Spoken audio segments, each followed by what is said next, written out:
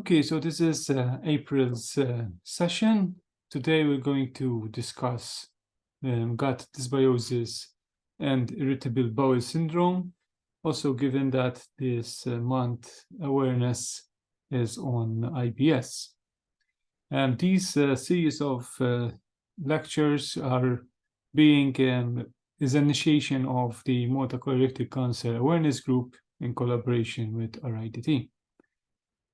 So what we're going to discuss today is intestinal inflammation. What is IBS? And we have a guest today where we actually have a discussion between us. So there will be a short video in the middle of the presentation. Then we'll move on to dysbiosis and IBS and restoring of gut health.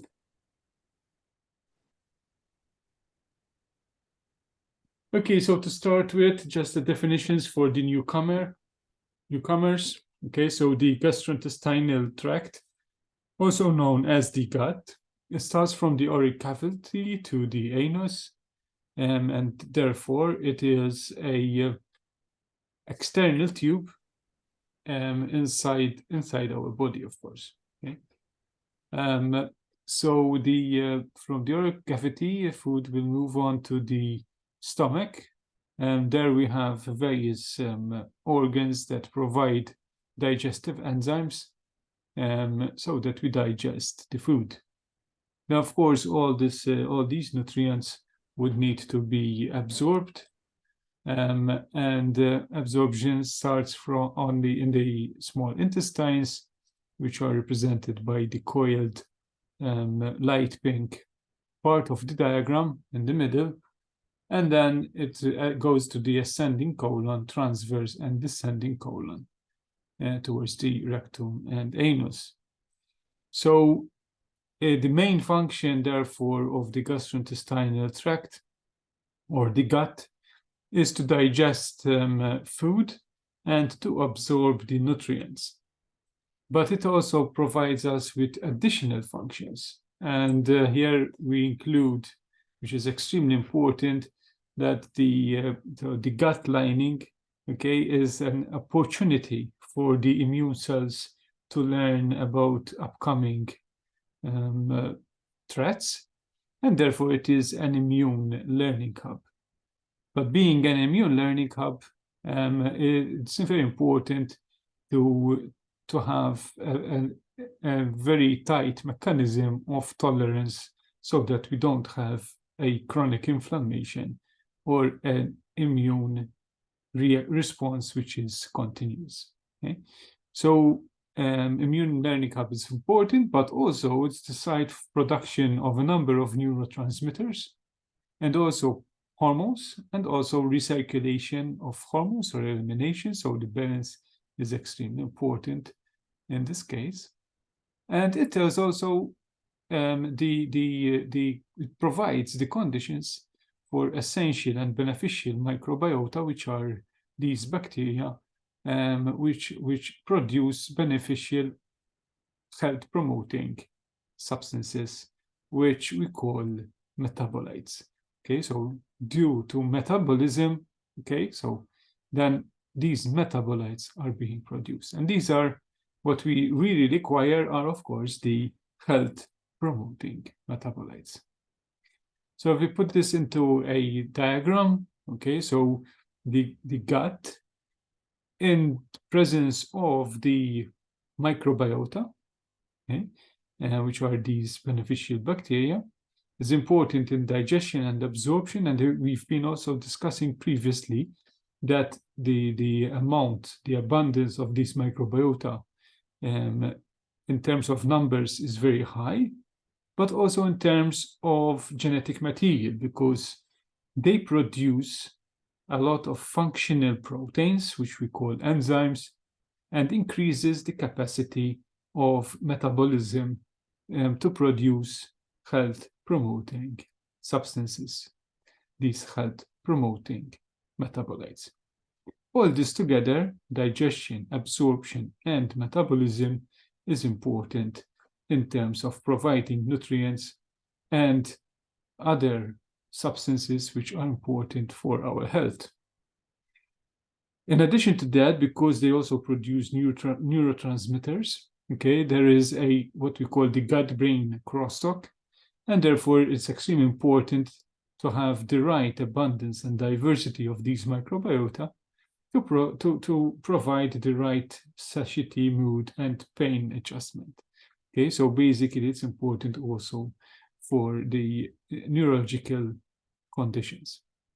As I said as well before, it's important for the immune function, both in terms of defense and also in terms of tolerance, tolerating specific substances that come with food. Okay, so that's extremely important as well.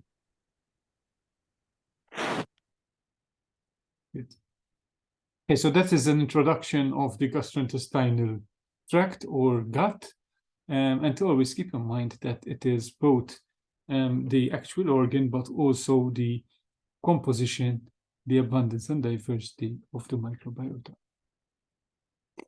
But today we're going to look at functional gut disorders, okay, and the role of diet, inflammation, and microbiota in such disorders. So, of course, there is a whole interaction between the food that we consume and the host cells, which in this case is the human cells, and the associated gut microbiota, okay? And all this would affect normal intestinal function and health. Now, functional gut disorders, such as irritable bowel syndrome, IBS, actually result due to negative impacts of these interactions. Okay? As I said, these are complex interactions occurs between the food host and the microbial metabolites, these substances that these bacteria will produce. Okay?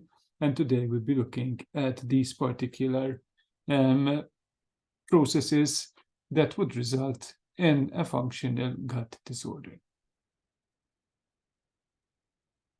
Now, the focus on irritable bowel syndrome, IBS, it is one of the most widespread example of food gut disorders, and it is around 11% of population diagnosed worldwide.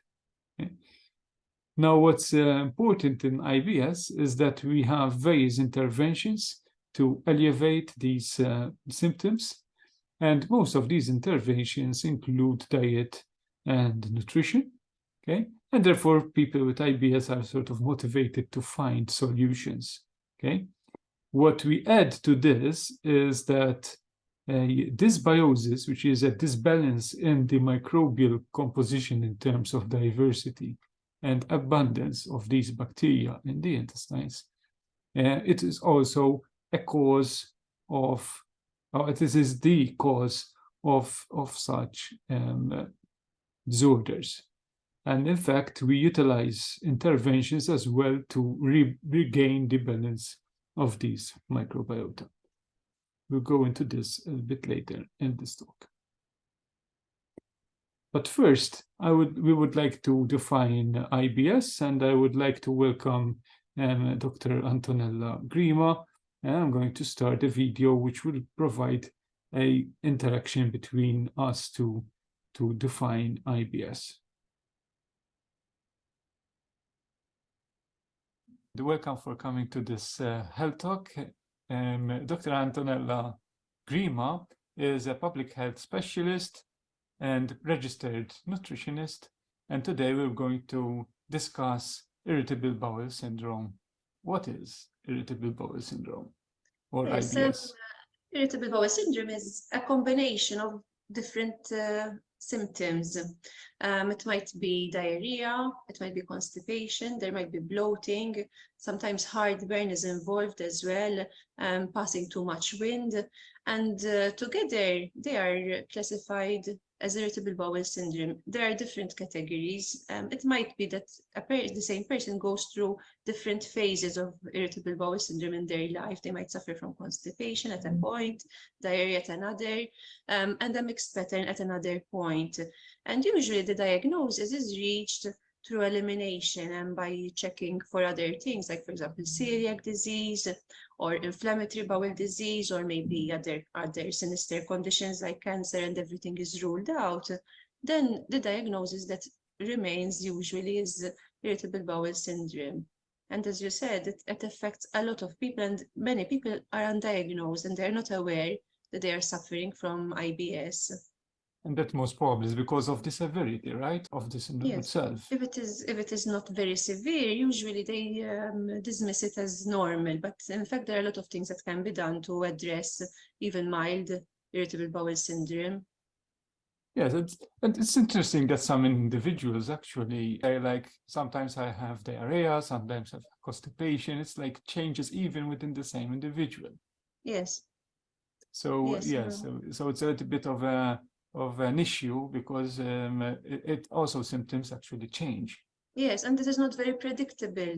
Sometimes that is the most upsetting factor, because one cannot predict how their gut is going to react to triggers, and it's very upsetting for them to not be able to control how their body reacts as well. What causes this IBS? The actual cause at the moment is not very clear. However, there are quite a few theories as to what may be behind irritable bowel syndrome. One of the theories is that the colon of people who suffer is more sensitive, so it would react more by having more spasms rather than normal bowel movements, and this would this would in turn cause bouts of diarrhea, for example, or pain in the intestines. Another possible theory is that there is an imbalance in the hormones and the chemicals that are produced in the gut, like serotonin, for example, and gastrin, and the communication between the brain and the gut might not be functioning as would normally be expected. So even, for example, if there is stress, the gut responds in a heightened way, and it has a reflection on symptoms of IBS then. Yeah, we can also experience that when we have to go for a public speaking, for instance. Yes, we immediately we feel butterflies. So that is what normally happens, but in people who suffer from IBS, the reaction is exaggerated. There is also another theory which is gaining a lot of popularity even with backing research regarding the imbalance between the bacteria and the gut. And in fact, you can go into much further detail on this yourself. Yeah, of course, we've been giving health talks since November on this particular subject. And yeah, also we find that this imbalance is extremely important in terms of various aspects of gut health. And of course, that would result in various syndromes and also eventually diseases, as we explained previously, and we also will explain in more detail during this health talk in terms of irritable bowel syndrome, of course. And another possible explanation is, since IBS, it happens in men as well, but it is much more common in women. It might have to do as well with the hormonal cycles and the fluctuations in the hormones that happen in a woman during her cycle. So that's another possible theory. Obviously, men are not immune to IBS, but it happens less often. And there are other theories, like, for example, in fact, even with COVID, we've found that COVID can trigger IBS symptoms, and the same with other viruses. So the causes of IBS are quite a few and quite varied as well. Interestingly, you mentioned at the beginning, you mentioned the sensitivity. Is it, do you think it's related to the level of inflammation? Because we've been discussing inflammation in terms of chronic inflammation not being resolved due to also chemicals that are produced by the bacteria. So we've been looking into various aspects of this. Yes, definitely. In fact, when there's inflammation going on and the mucus lining is thin, and as you said, chemicals that might not make it through the gut would find themselves in, and the other way around, um, uh, chemicals that should remain inside actually find themselves in the gut lumen, and obviously even pathogens are more likely to go inside, and the same with loss of nutrients. So it's very complex, and definitely inflammation plays a role both in IBS and even with anxiety, which is related to IBS very closely. Exactly, exactly. And we've been also providing information during these health talks on the importance of resolvents, for instance, because we really need to resolve inflammation in the gut, and that is associated with dysbiosis, which is the bacterial imbalance, but also with lipid profile imbalances, which of course resolvents are produced by specific lipids like the omega-3s. Of course, then the whoever is having these symptoms, of course, their question would be, what can we do? Yes, and in fact, there's always something that can be done for irritable bowel syndrome. It is not a life sentence, and with a bit of time and patience, a solution can be found in most, if not all, cases. One of the easiest interventions to do is to modify the diet and identify triggers that might be causing these symptoms. And in fact, there is a diet that is called the low FODMAP diet,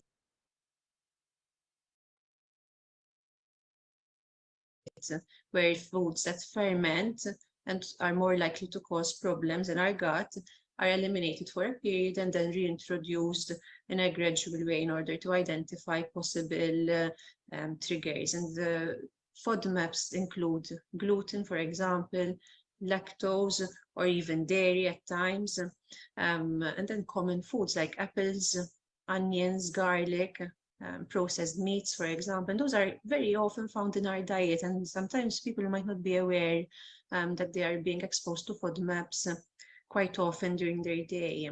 So that's the first step. And usually going for a cleaner, more natural diet is one of the easiest things to do when it comes to interventions. Probiotics play a very important role, and there are different probiotics for different kinds of IBS and different symptoms. I mainly focus on prebiotics and then focus on probiotics because prebiotics are extremely important.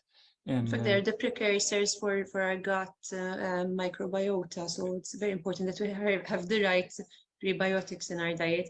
Sometimes those who suffer from IBS might not be able to handle prebiotics so well at the initial stages when they are still having quite severe symptoms. But then once their gut is more under control, they can be reintroduced in their diet with very good results as well.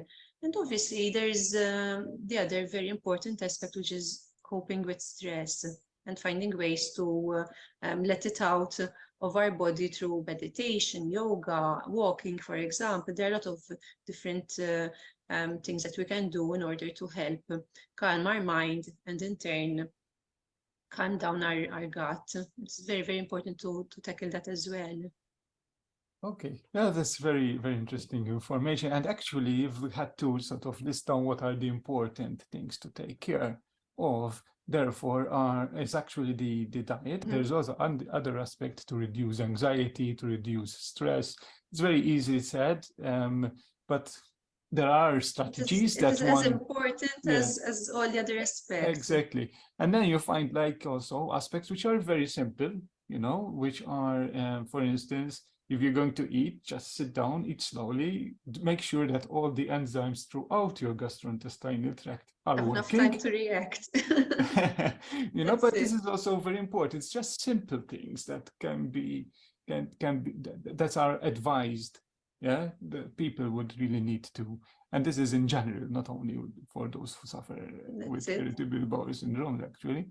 And of course, I would like to always stress that I always say, let's test, let's look, let's measure, and let's act on it. Because sometimes we also have things that we cannot see, like this bacterial imbalance, which is important to really look into.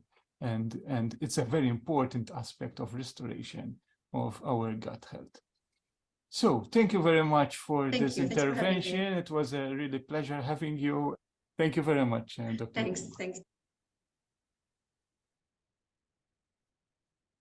Okay, so that was the intervention of Dr. Grimo about IBS.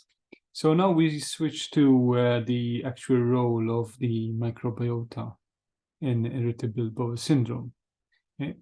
So as we said before, so gut microbiota interact with the immune cells, and therefore it's extremely important to have the right balance in terms of abundance and diversity of the microbiota to ensure that there is immune tolerance and prevent excessive inflammation.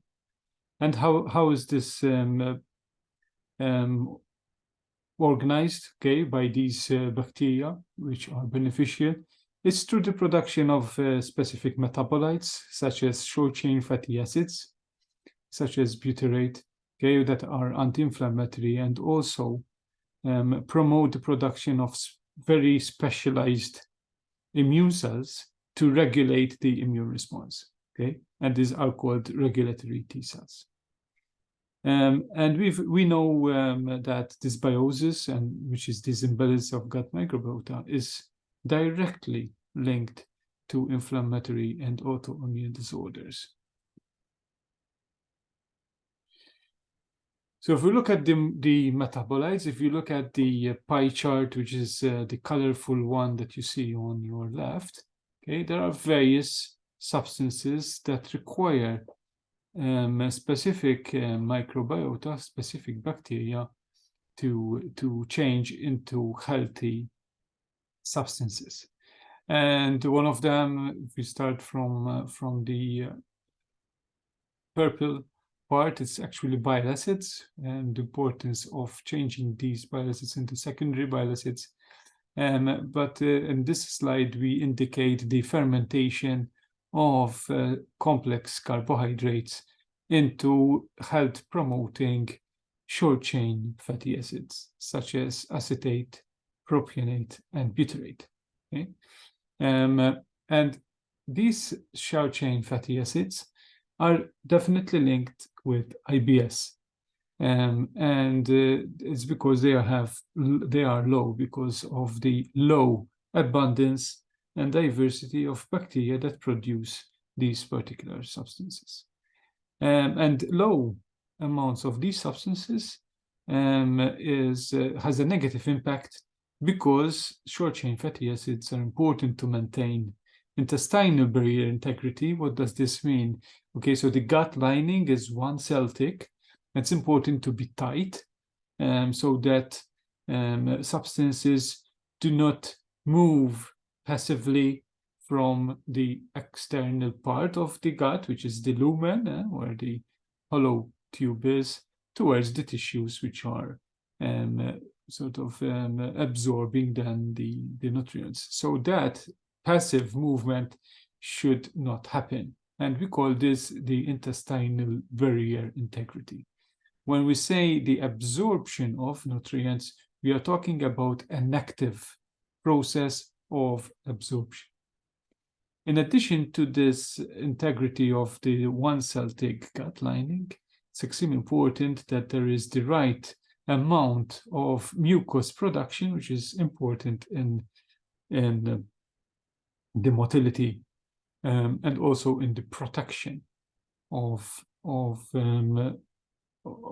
the gut from pathogenic microbes. And also these substances are important to protect against inflammation, okay, and risk of disease.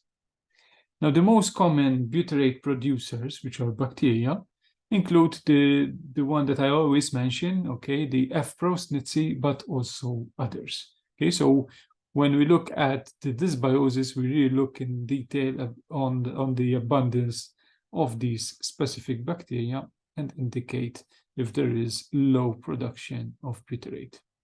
because that can actually be a trigger of irritable bowel syndrome. So short-chain fatty acids are only one of these metabolites. Now, there is also, as I said, coupling of hormones, which means hormones that are eliminated or recycled. So there's a balance in recycling of hormones and also production of other hormones, but also production of substances that modulate, that change and regulate immune function. Okay. There are also the production of specific substances that are important in the motility of the gut. Keep in mind that the gut is totally autonomous, so it's not, we don't think about digestion, okay?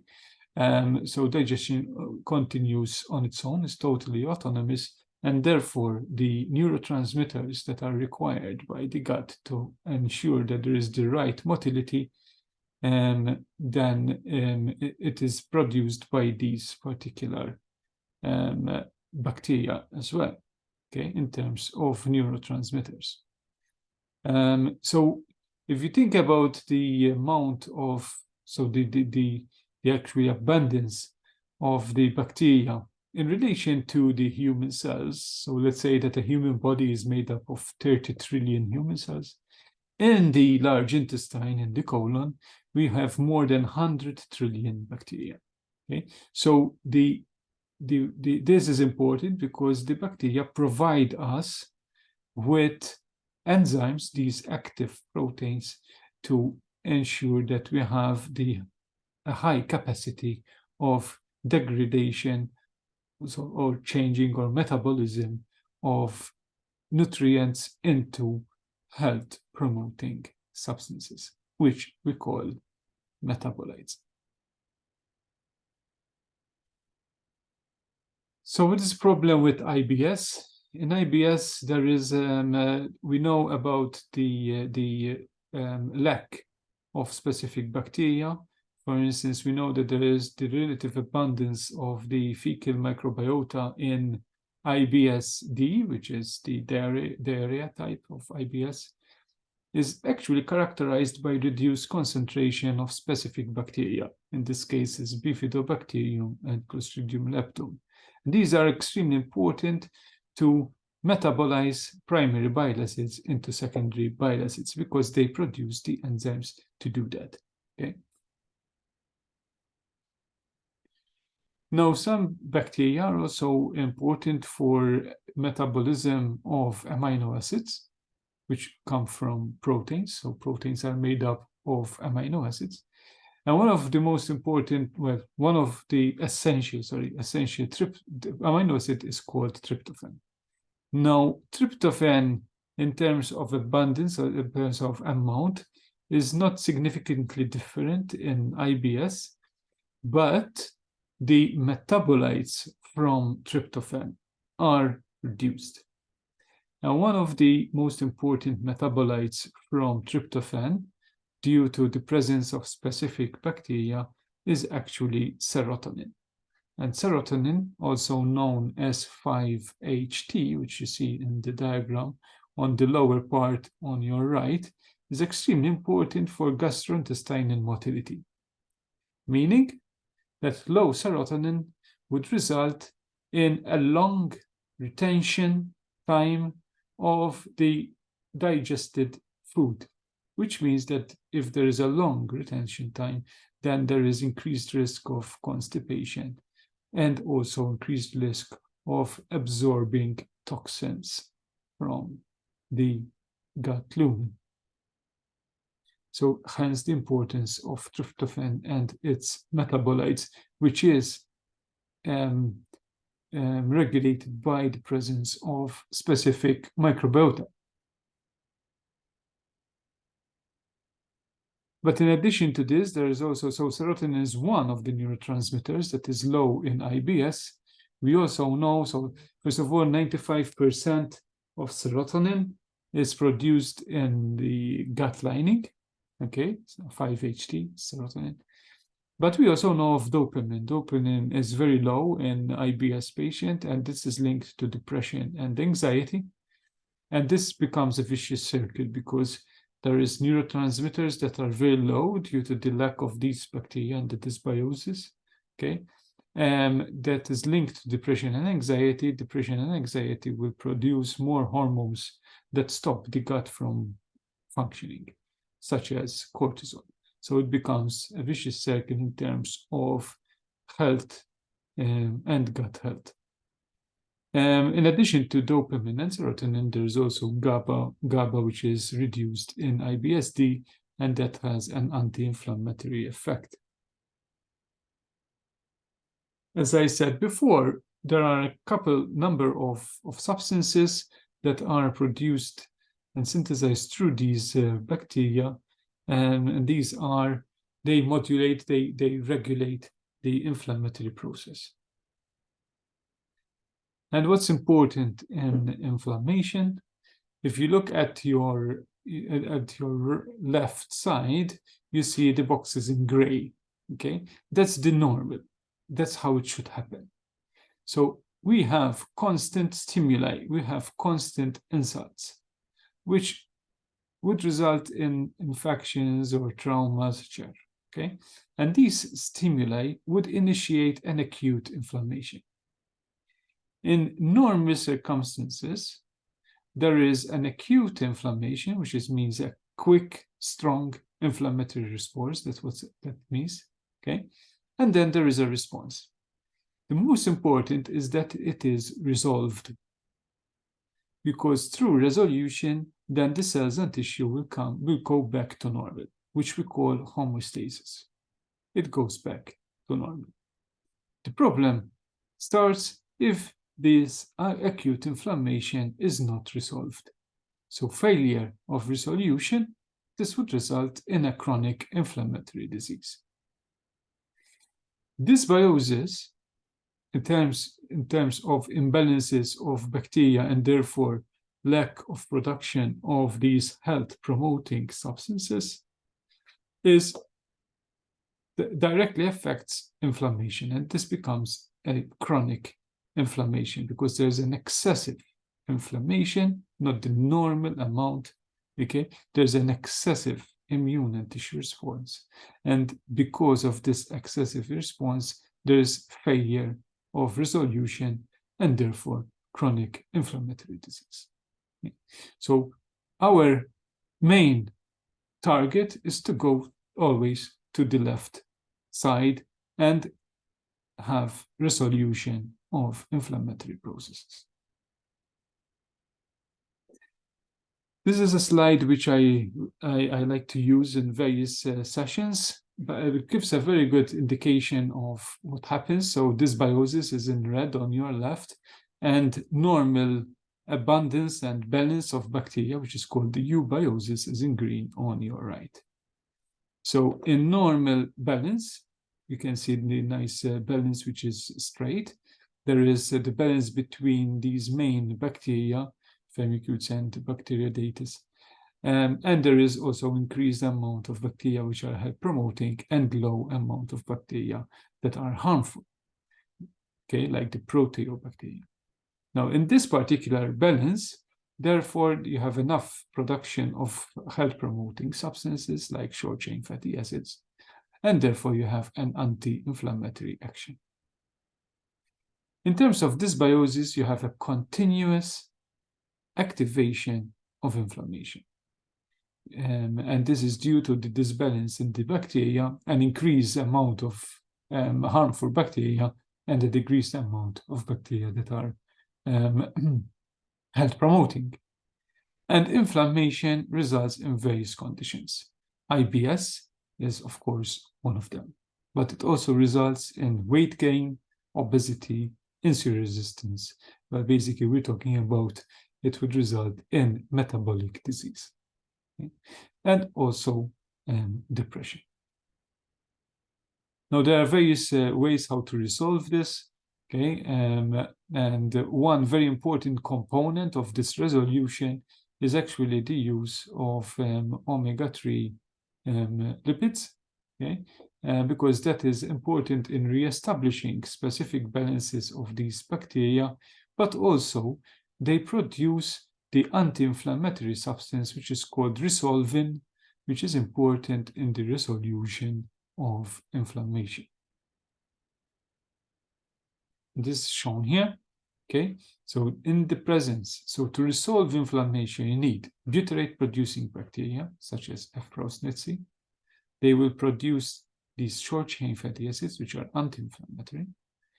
Having a healthy and diverse and the right abundance of the healthy bacteria, we have very tight cells in the gut lining. Therefore, we don't have a leaky gut, which is very important.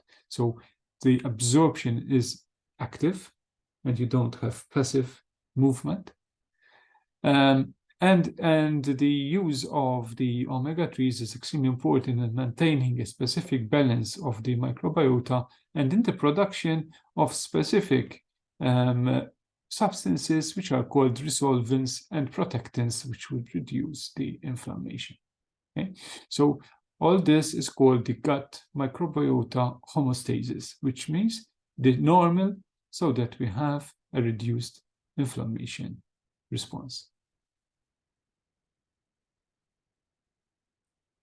And in fact, if we look at now microbiota and the immunity, okay, the role of microbiota and immunity is extremely important.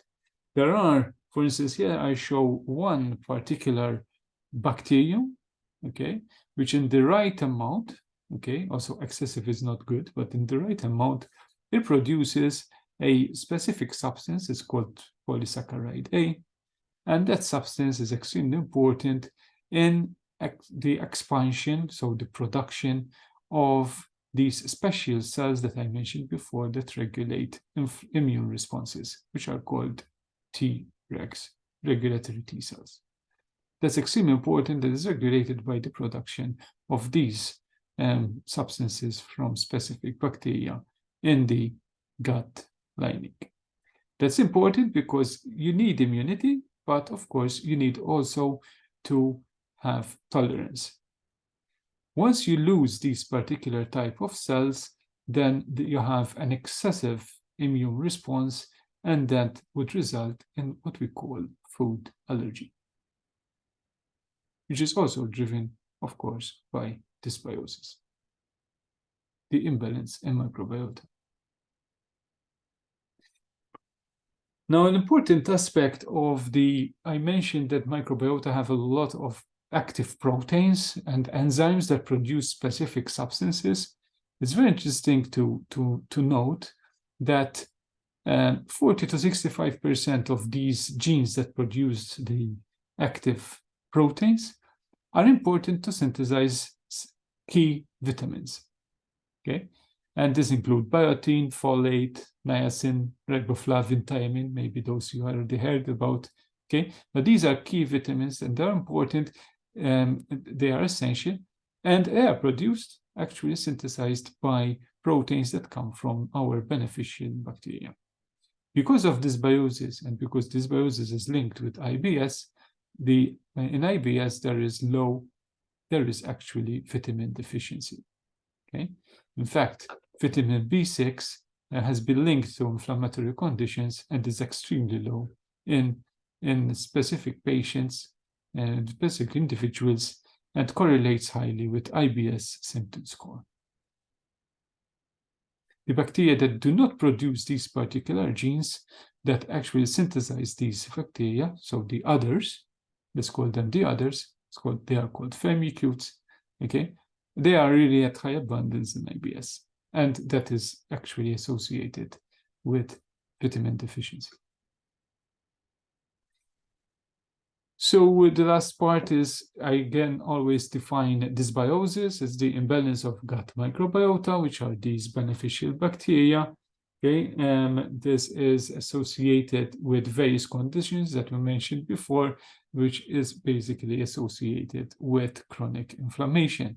These include weight gain, obesity, insulin resistance, the presence of a leaky gut, and also in this case today we can mention IBS, but also depression.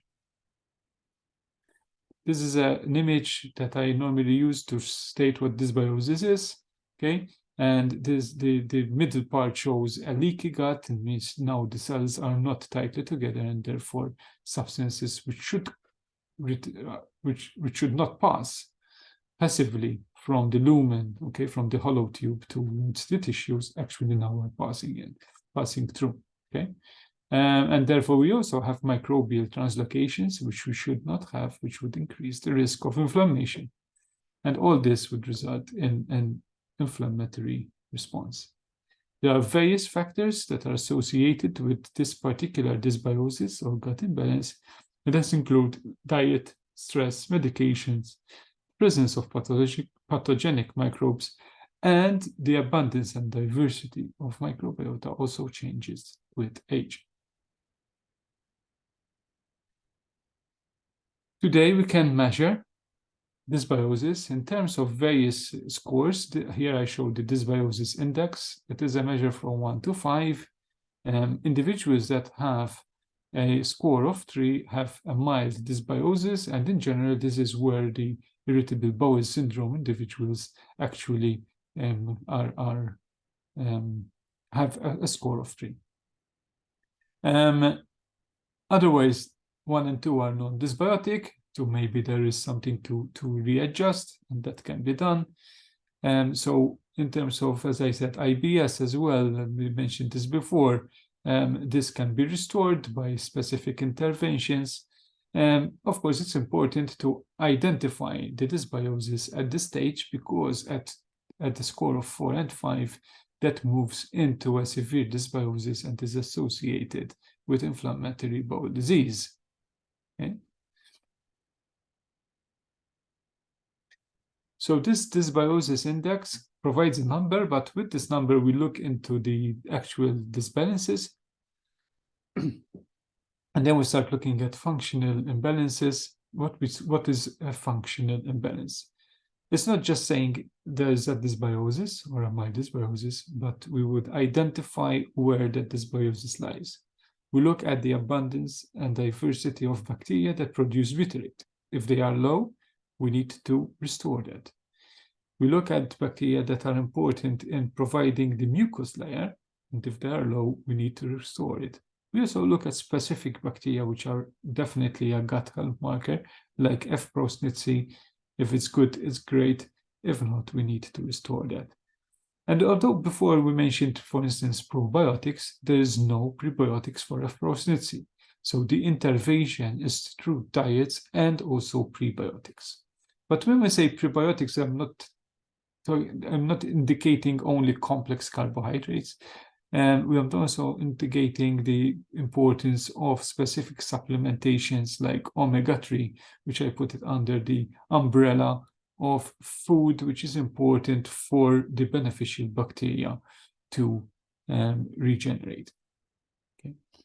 And then we look also, of course, at the harmful bacteria, and these should be low so that we have a low level of pro-inflammation, which means bacteria that induce inflammation. We don't want those in our, well, they are present, but we have to make sure that the abundance is correct. So yes, we can restore gut health, and that's done via restoration of lipid profiles, providing vitamins, because if there is vitamin deficiency, we have to provide vitamins until we readjust the microbiota. We have to measure this dysbiosis so that we know how to readjust it to see the cause and act upon the cause. And this can be done by interventions such as diet and supplementation, and also the use of prebiotics and probiotics to adjust levels. So with that, I would like to thank you, because normally in the last 15 minutes, I open the discussion. Here you can see the mobile number. You can reach me via WhatsApp. Okay, if there is need be, you can also call me. Don't worry about it. You can do it. I also put together a Facebook page, which is now on for more than 2 years. and that Facebook page is called Restore Gut Function and Prevent Disease, with a full stop in between each word. Lately, maybe 1 year ago, we started also in a Facebook group, and currently is gaining members. So it's good that you go into these Facebook groups. I started last month. I started setting some, at least the first chat, and you can actually discuss between yourself, and then one day in the evening I'll have a look and I moderate. Then I also have an Instagram, okay, under my name, Godfrey.Greg. Please do share with friends, invite friends to these health talks, okay, and use social media. So thank you. In the meantime, I'm going to stop the recording.